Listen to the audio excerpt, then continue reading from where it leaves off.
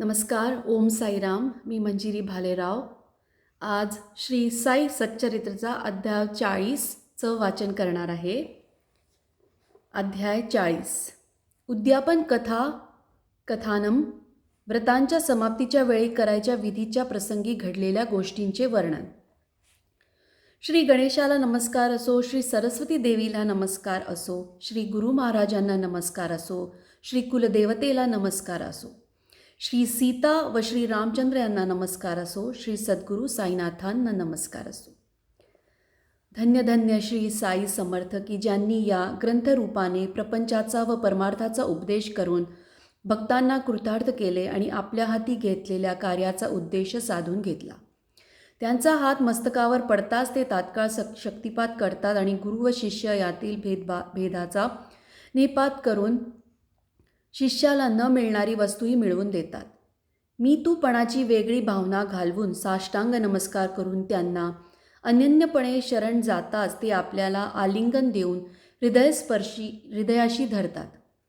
समुद्र व नदी नावाने वेगळी असतात, परंतु पावसाळ्यात एकमेकांचा संगम होताच त्यांचे दृश्य स्वरूपच एकच होऊन जाते आणि त्यांच्यात यत्किंचितही वेगळेपण शिल्लक राहत नाही.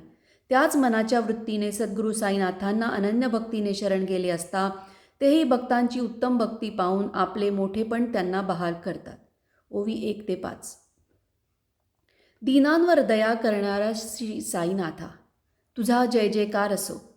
अत्यंत प्रेम करणाऱ्या साईनाथा, भक्तांचा उद्धार करण्यासाठी अखिल ब्रह्मांड माळेला व्यापून तू शिर्डीत निराळा बसतोस. जमिनीवर जाते मांडून पाय पसरून एका संताला दळण दळताना आणि जात्याचा खुंटा ठोकून एक वेळचे धान्य दळून बाहेर काढताना पाहून माझ्या मनाला आश्चर्य वाटले आणि तेच या ग्रंथाच्या निर्मितीला कारण झाले. मनात तीव्र इच्छा झाली की साईबाबांच्या अशा सर्व लीलांचे वर्णन केले तर पापांचा नाश होईल आणि भगवंत स्वतः प्रसन्न होईल. कारण भगवंताला आपल्यापेक्षा आपल्या भक्तांची कोणी केलेली स्तुती किंवा गुणवर्णन जास्त आवडत असते. सज्जन श्रोत्यांना शंका येईल किंवा माझे हे म्हणणे पुराव्याशिवायचे वाटेल तर त्यांनी भविष्योत्तर पुराण पाहावे, ज्यात स्वतः त्रिपूर नावाच्या असुराचा वध करणाऱ्या शंकराने हेच सांगितले आहे. वस्तुतः ही सर्व साईंचीच प्रेरणा आहे, परंतु लोकरूढी पाळून दाखवण्याकरता ग्रंथाच्या या रचलेला भक्तांच्या कल्याणासाठी त्यांनी संमती दिली. तेव्हापासून महिन्याला या श्री साई लीला मासिकाच्या अंकात साई समर्थांचा वृत्तांत मोठ्या प्रेमाने श्रोते ऐकत आहे. साई हाच या कथेला संमती देणारा आहे. मला बुद्धी देणाराही तोच आहे आणि माझ्यात मूळ प्रेरणा उत्पन्न करणाराही तोच आहे. आपली कथा तोच सांगत आहे.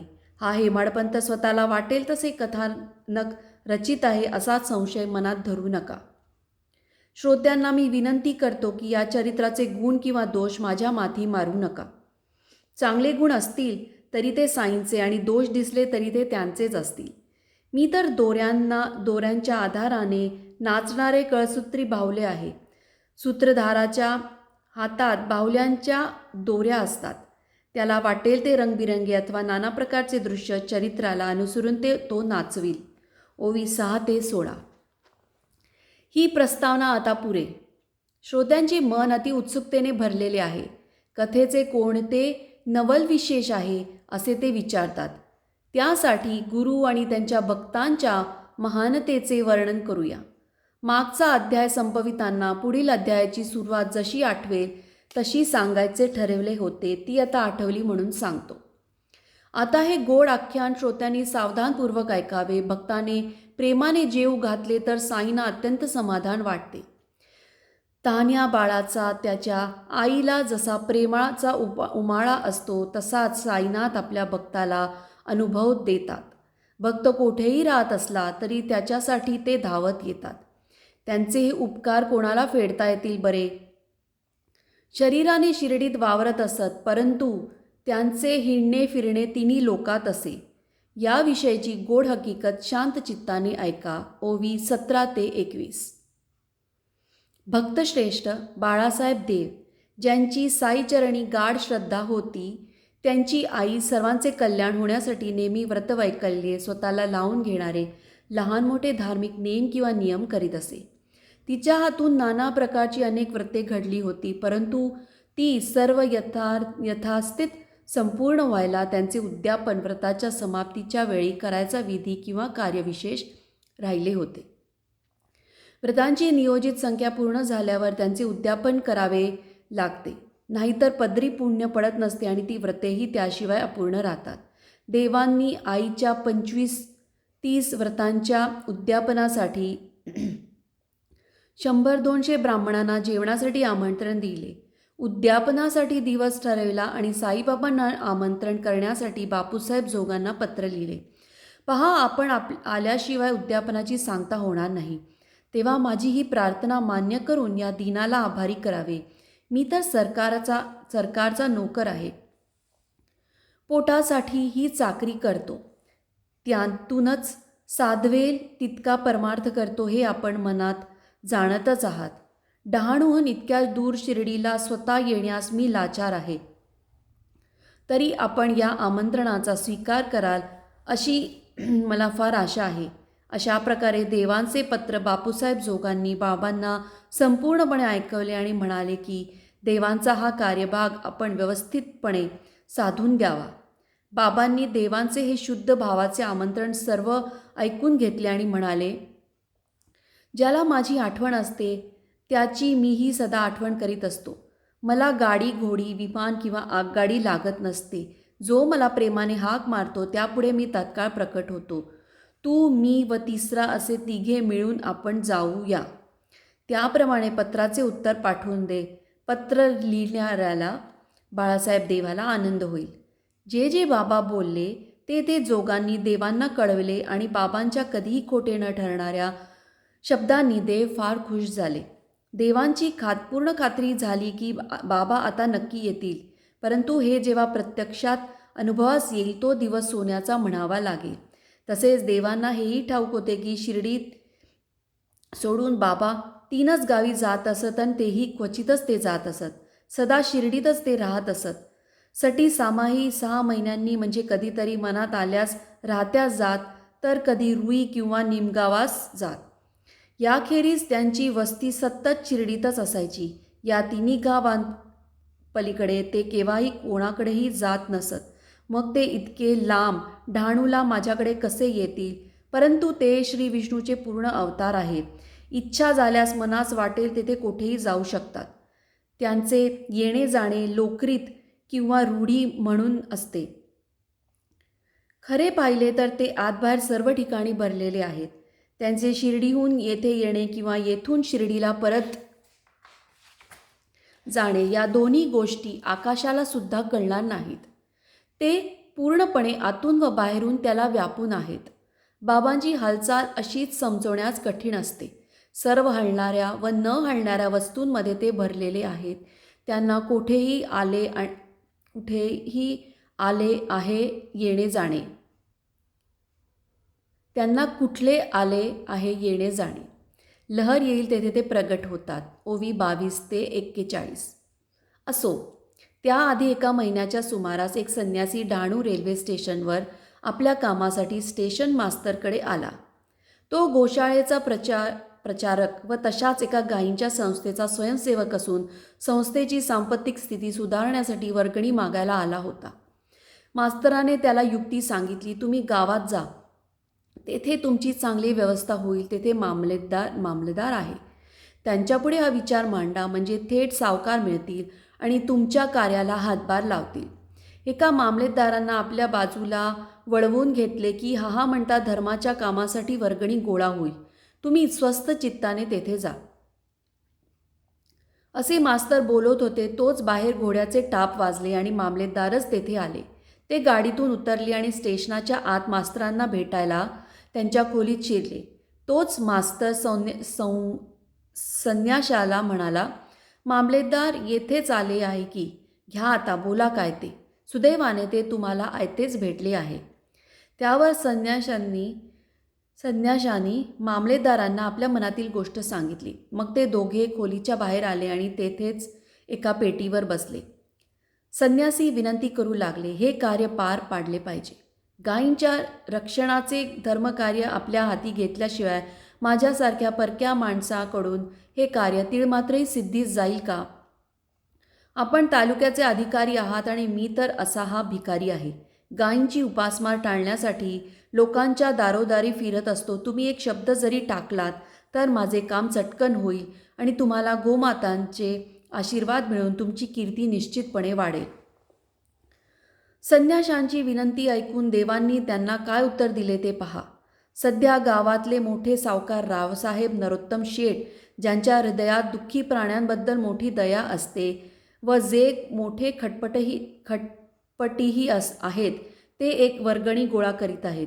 त्यात तुमच्या वर्गणीला जागा कोठून होईल सांगा बरे. ही वेळ तुमच्या उपयोगाची नाही, तेव्हा तुमच्या कामाचे मग पुढे पाहू. 2-4 महिने थांबून पुन्हा या. यावेळी मग काही करू. आज त्याला योग्य परिस्थिती नाही. ओवी 42 ते 57. असो, मग तो संन्यासी तेथून गेला आणि पुढे या गोष्टीला एखादा महिना झाला असे. तो टांग्यात बसून डहाणूला परत आला. देवांच्या दारासमोर परांजपे वकिलांचे घर होते. तेथे टांगा थांबल्यावर तो उतरताना दिसला. देवांच्या मनात शंका येऊन ते मुलाला म्हणाले, हाच की पूर्वी भेटलेला संन्यासी? वर्गणीसाठी आधीच आला की? पुरा महिनाही झाला नाही, तोच येथे का आला बरे? पूर्वीच्या सांगण्याला विसरला का? देवांच्या संशयाला हेच मूळ कारण झाले. संशयाने टांगा तेथेच सोडला. थोडा वेळ घालविला आणि मग देवांच्या घरी येऊन काय म्हणू लागला पहा. 10 वाजण्याची वेळ होती. देवांची धांदल पाहून तो म्हणाला, मला पैशाची घाई नाही, आया हूं न पैसे के लिए, आज तो हमको भोजन चाहिए. त्यावर देव म्हणाले, आओ आनंद है, घर ये समझिए आपका. तेवढ्यात संन्यासी म्हणाला, हमारे 2 बच्चे हैं साथ. त्यावर देव म्हणाले, बहुत अच्छी है ये बात. मग जेवणाला अजून उशीर होता म्हणून देव संन्याशाला विचारू लागले, कहाँ आपका उतारा है खास, जहाँ मैं तपास हूँ भेजू. तेव्हा संन्यासी म्हणाला, क्या जरूर, कब मैं आऊँ, किस घंटे में हाजर रहूँ, जब बोलोगे तब आता हूँ. मग देवांनी सांगितले, अच्छा बच्चे लेके आना, 12 घंटे होने के वक्त आवो, भोजन पाओ संत. ओवी 58 ते 68. असो, मग ते संन्यासी गेले आणि बरोबर 12 वाजता परत आले. तिघेही जेवायला बसले आणि पोटभर जेवून तृप्त झाले. स्वयंपाक झाला. तयार झाल्यावर ब्राह्मणांच्या पंक्ती बसल्या आणि यजमान देवांनी परिवारासह आलेल्या संन्याशाला तृप्त केले. 2 जणांना घेऊन संन्यासी आपणून आला तरी त्याच्या पूर्वीच्या कारणाने मायेचे आवरण पसरले गेले. त्यामुळे हा कोणीतरी अतिथी जेवणासाठी आला इतकेच देवांच्या मनाला वाटले आणि मनाच्या मोहाची वृत्ती बळावली. अशा प्रकारे जेवणे झाली. जेवणानंतर शुद्ध पाण्याने आचमन करून पळीतील पाणी हातावर घेऊन ते पिऊन उत्तरापोषण. जेवणानंतर ब्राह्मणांनी घ्यायचे आचमन झाले. सुवासिक थंडगार पाणी पिणे झाले आणि मुखशुद्धी. जेवणानंतर तोंडाचा उष्टेपणा जाण्याकरता खायचे सुपारी इत्यादी पदार्थ पार पडली. शिष्टाचार म्हणून देवांनी सर्वांना आनंदपूर्वक बहुमानाने गंधफुले, पानाचे विडे व अत्तर गुलाब पाणी दिले. असो, अशा प्रकारे मंडळी घरोघर गेली आणि संन्यासीही आपल्या परिवारासह आपल्या ठिकाणी परत गेले. ते संन्यासी आमंत्रित नसताना अचानक येऊन जरी त्यावेळी जेवले तरी देवांना ते बाबा वाटले नाहीत आणि त्यांच्या मनात संशय राहिलाच. असे जरी प्रत्यक्ष घडले, न बोलता आलेल्या तिघांना जेवणही वाढले तरी देवांची शंका राहिलीच आणि त्यांनी जोगांना बाबांच्या येण्याबद्दल पुरावा विचारला. उद्यापन पार पडल्यावर देवांनी जोगांना पत्र लिहिले. असे कसे हो बाबा फसवितात? डहाणूला येण्याबद्दल त्यांनी खात्रीपूर्वक कशाला बोलवलेत? आपणही बरोबर याल. बाबांचे बोल खोटे ठरणार नाहीत. काहीतरी पुरावा दिसेल असे मला वाटणार नाही का? तरीही अशी गोष्ट का झाली? माझीच का बरी निराशा केली? अत्यंत निष्ठेने वाट पाहिली परंतु काही अनुभव आला नाही. बाबांना प्रेमाने आमंत्रण दिले असता ते शरण आलेल्या मला येतो म्हणाले, परंतु झाले ते सर्व उलटेच. का ते मला मुळीच समजत नाही. माझी शिर्डीला येण्याची परतंत्रता अत्यंत काकुळतीने पत्रात लिहिली होती, तरी पण आपण डहाणूला येणार हे ऐकून मला मोठी धन्यता वाटली होती.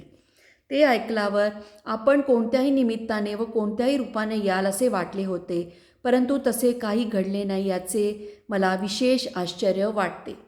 ओवी 69 ते 83. जोगांनी हा सगळा वृत्तांत साईचरणी निवेदन केला तर बाबा आश्चर्यचकित होऊन काय म्हणाले. माझ्यापुढे पत्र उघडले असता पत्रातील मनाचे विचार वाचायच्या आधीच पुढे प्रत्यक्ष उभे राहतात. तो म्हणतो की मी माझ्या बोलण्याने येण्याची खात्री दाखवून त्याला फसवले, पण त्याला सांग तेथे आलेल्या मला ओळखले नाहीस तर मला बोलवले होते तरी कशाला.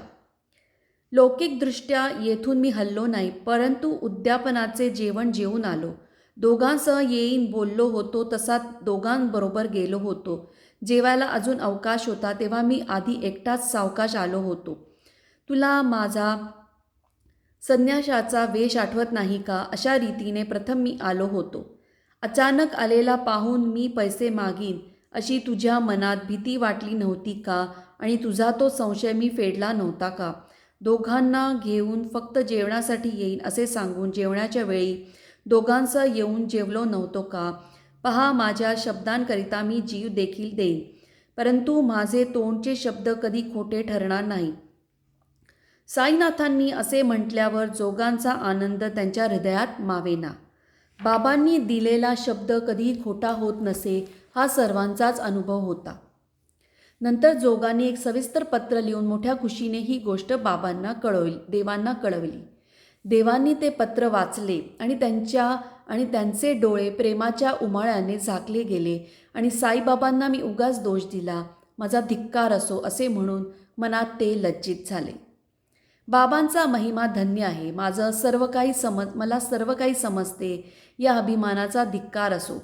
परंतु संन्याशी हे बाबाच होते असा अंदाज माझ्याकडून कसा व्हावा हे मला कळत नाही, कारण बाबांना शिर्डीला आमंत्रण पाठवले. त्याआधीच त्या संन्याशाचे पहिले येणे झाले होते आणि तेही त्याच्या कामासाठी होते. त्याच्या भेटीचा उद्देश वर्गणी गोळा करण्याचा होता. त्याला मुदत दिली होती आणि 2-4 महिन्यांनी पुन्हा येण्यास सांगितले होते. त्याच संन्याशाने पुन्हा येऊन जेवण मागितले तर ते बाबाच असतील अशी माझ्या मनाची मान्यता होईल का? मात्र बाबांचे एक म्हणणे होते की जेवणासाठी येताना त्यांच्याबरोबर 2 जण येतील. याची मला आठवण राहिली नाही. बाबांना आमंत्रण पाठवल्यानंतर जर या संन्याशाची पहिली भेट झाली असती आणि तीही फक्त जेवणासाठी, तर माझी दृष्टी गोंधळून गेली नसती.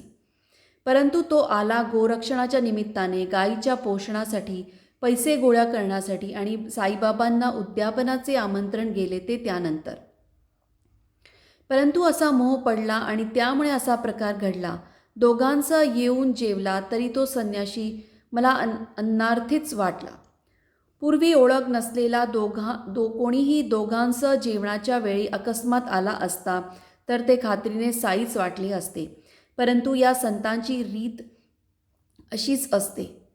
त्यांची करणी आश्चर्यकारकच असते आणि कधी न घडलेल्या लीला ते करतात. भक्तांच्या घरच्या कार्याची योजना ते स्वतः आधीच करून ठेवतात.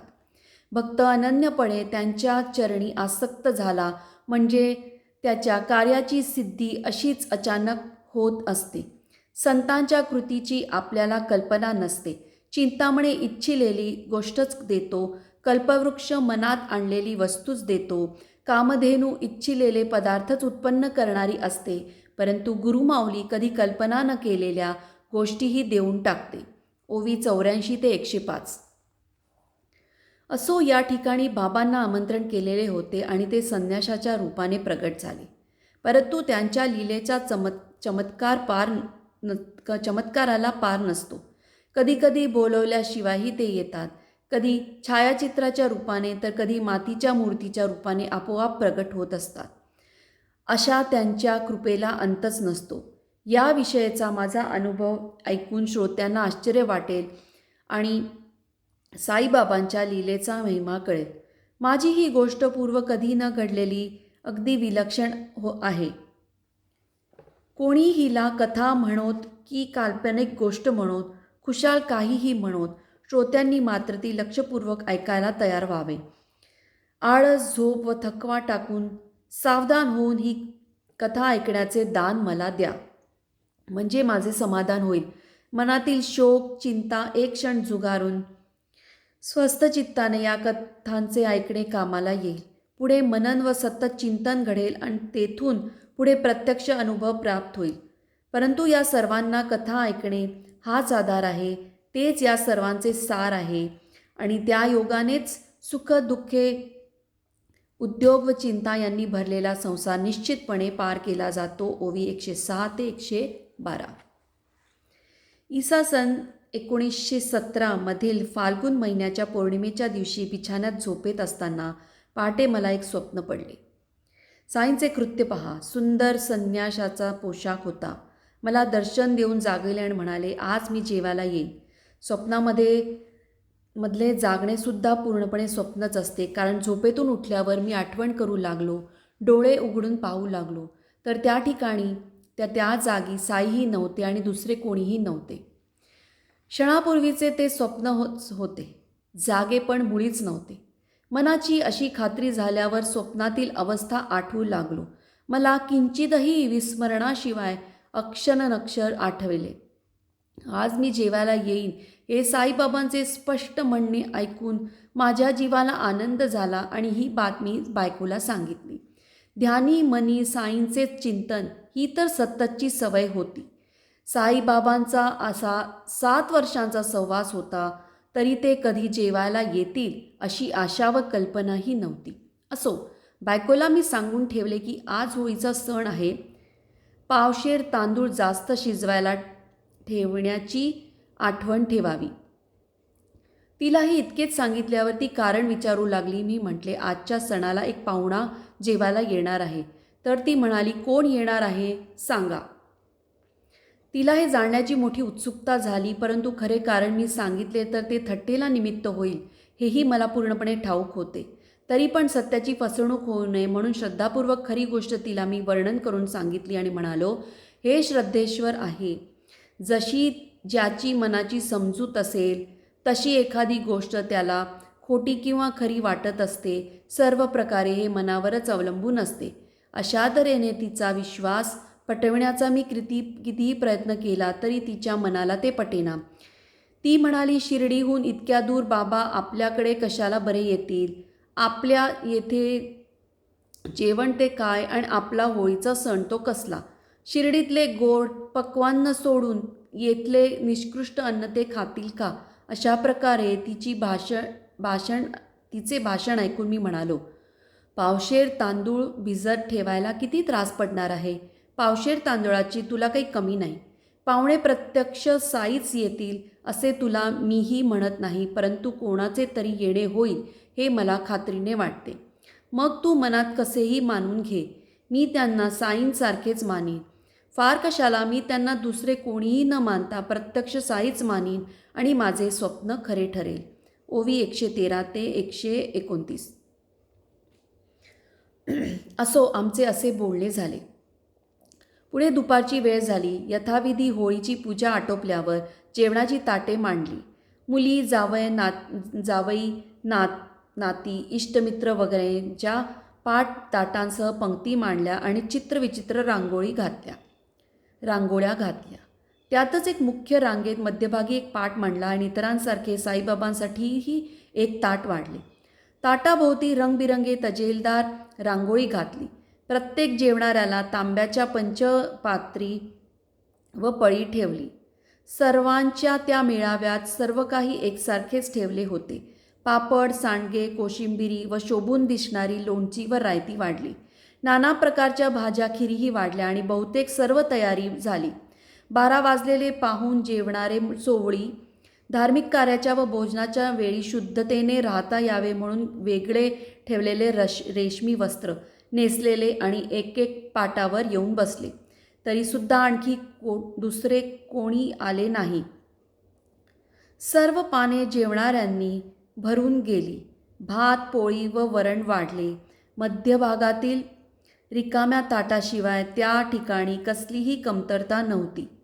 कोणी पाहुणा किंवा अतिथी येईल म्हणून रस्त्याकडे लक्ष लावले. शेवटी माझ्या मनात शंका आली की वाट तरी किती पाहायची, म्हणून मी दाराला कडी लावली. घाईने अन्नशुद्धी वाढली. जेवणातील सुरुवातीला अन्नाच्या शुद्धीसाठी वरण भातावर पळीभर तूप वाढले आणि नैवेद्य दाखवून वैश्वदेवातील रोज भोजनापूर्वी अग्नीला आहुती देण्याचा विधी, नाना प्रकारच्या अन्नार्पणाची वेळ आली. आता ओम प्राणाया स्वाहा, ओम अपानाया स्वाहा असे म्हणून 5ही प्राणांना आहुती देणार इतक्या जिन्यावर पावले वाजली आणि कोणीतरी रावसाहेब कोठे आहे असे म्हटले. जेवणासाठी पाटावर बसलेली मंडळी स्वस्थ बसली. त्यांनी पुढच्या क्रिया थांबवल्या आणि मी तसाच दाराजवळ गेलो. कोण आले म्हणून हळूच दाराची कडी काढली तर जिन्यावर 2 जण दिसले. त्यातील एक अल्ली महम्मद होता तर दुसरा संत मौलानाचा शिष्य इस्मू मुजावर नावाचा होता. दोघेही खूप आनंदात होते. पाने वाढून मंडळी बसली आणि जेवणाची तयारी असलेली पाहून अल्लीने विनंती केली, त्रास दिला क्षमा करा. माझ्यासाठी आपण जेवणावरून उठून आलेले दिसता. पंक्तीची मंडळी देखील हात आवरून आपल्यासाठी खोळंबून राहिले आहेत, तर आपली ही वस्तू घ्या. फुरसत झाल्यावर मी तुम्हाला पुन्हा भेटेन आणि याविषयीची अति आश्चर्यकारक नवलाची सर्व हकीकत जशी घडली तशी सांगेन. असे म्हणून बगलेतून एक पुडके काढून समोर टेबलावर ठेवून अल्ली त्याच्या गाठी सोडू लागला आणि वर्तमानपत्राचे आच्छादन काढताच लगेच साईंची मूर्ती दिसली. तो म्हणाला, ही वस्तू आपण ठेवा, माझी ही एवढी विनंती मान्य करा. साईंची तसबीर पाहताच माझ्या शरीरावर रोमांच उठले. त्यातील बाबांच्या चरणावर मी मस्तक टेकले आणि प्रेमाच्या व आनंदाच्या अतिरेकाने माझा कंठ दाटून आला. मला मोठा चमत्कार वाटला की साईंची ही लीला किती अद्भुत. असे हे चरित्र दाखवून त्यांनी मला पवित्र केले. माझ्या मनात मोठी जिज्ञासा उत्पन्न झाली की अल्लीने ही तसबीर आणली कोठून. अल्लीने सांगितले की एका दुकानातून विकत घेऊन त्याने ती आणली आहे. नंतर ते 2 जण एकही क्षण उभे न राहता म्हणाले, आम्ही आता जातो. म्हणून आपण स्वस्तपणे भोजन करावे. या गोष्टीचे कारण आत्ताच सांगू जाता मंडळींचे जेवण उगाच खोळंबून राहील, म्हणून मी ते नंतर सावकाश सांगेन. त्यांचे म्हणणे मला योग्य वाटले. तसबीर आली, हाच हर्ष आणि त्यातच मी गर्क झालो. त्या दोघांचे आभार मानून मी म्हणालो, बरे आता आपण यावे. आम्हीही ही तसबीर येथे आत्ताच येण्याचे कारण नंतर सांगू. ओवी 130 ते 153. असो, पुढे ते दोघे गेल्यानंतर पूर्वी साईंसाठी निश्चित केलेल्या मध्यभागी ठेवलेल्या पाटाच्या आसनावर त्या तसबिरीची स्थापना केली. सर्वांचे मन सुखावले. साईबाबांचे कौशल्य खरोखरच अतर्क्य आहे. त्यांनी तसबिरीच्या निमित्ताने येऊन स्वप्नातले आपले शब्द खरे केले. आत्ताच तर कोणी अतिथी येऊन पंक्तीत जेवायला बसले. हीच त्यांची अपेक्षा होती. त्यांना ही तसबीर आलेली पाहून किती आश्चर्य वाटले असेल. तसबिरीतील बाबांची सुंदर मूर्ती पाहून सगळ्यांना फार आनंद झाला आणि अनपेक्षित रीतीने हे सर्व कसे घडले याचे सर्व आश्चर्य करू लागले. असो, अशा प्रकारे तसबिरीची स्थापना झाल्यावर विधीपूर्वक अर्घ्यपाद्यादी पूजन केले. भक्तिप्रेमाने नैवेद्य अर्पण केला आणि मग सर्वांनी जेवणाला सुरुवात केली. त्या दिवसापासून आजपर्यंत प्रत्येक होळीच्या सणाला ही तसबीर अष्टोपचार पूजेसह हा शिष्टाचार करून घेत असे. तसेच देवाऱ्यातील पूजेतील इतर देवांबरोबर ही दररोज पूजली जात असे. अशा या अपूर्व लीला साईबाबा आपल्या भक्तांना पदोपदी दाखवित असतात. ओवी 154 ते 160. असो, पुढे हे 2 जण आज उद्या भेटू म्हणून 9 वर्षे निघून गेली, तरी कुठे दिसले नाही. शेवटी देववशाने यावर्षी मी रस्त्याने सहज चालत असताना अली महम्मद यांची गाठ पडली. भेट होताच तसबिरीचे कौतुक विचारण्यास मी उत्सुक झालो आणि म्हणालो, का हो, इतकी वर्ष तुम्ही काहीच का बोलला नाहीत बरे. जशी पूर्वी तशीच आज अचानक आपली गाठ पडली आहे. सहज योग आला आहे. तरी ती तसबिरीची सगळी मौज मला सांगा. तुम्ही देखील श्री साईंचे भक्त आहात हे सर्व मला ठाऊक आहे. परंतु त्याच दिवशी एकाएकी यावेसे तुम्हाला का वाटले बरे? त्यावर तो अल्ली महम्मद म्हणाला, सर्व हकीकत अथपासून इथपर्यंत मी तुम्हाला सांगतो. ती ऐका. साईंची लीला पहा किती अपूर्व व आश्चर्यकारक आहे. या लीलेचा अर्थ काय, यातील बाबांच्या करणीचा हेतू काय आणि भक्तीचे मर्म काय हे सुसंगतपणे साईंनाच ठाऊक. आपण एकामेकांनी मात्र या लीला अत्यंत कल्याणकारी म्हणून कानांनी ऐकाव्यात किंवा तोंडांनी गाव्यात. ओवी 161 ते 168. असो, आता पुढील भाग पुढील अध्यायात सविस्तरपणे वर्णन करून सांगू. श्रोतेजन आनंद पावतील. साईंचे चरित्र हटकून फलदायक असते. कोणाचाही द्वेष न करणारे साई सदा आनंदाने परिपूर्ण असतात. त्यांचे सदा अखंडपणे भजन करा, म्हणजे तुम्हाला सुख समाधान लाभेल आणि मन वासना रहित होईल. चातक पक्षी आपणा स्वतःसाठी मेघाला विनवितो, परंतु मेघ सगळ्या सृष्टीचे तहान भागवितो. बाळासाहेब देव बाबांना आमंत्रण देतात, तर बाबा भक्तांनाही हाक मारून बोलवितात.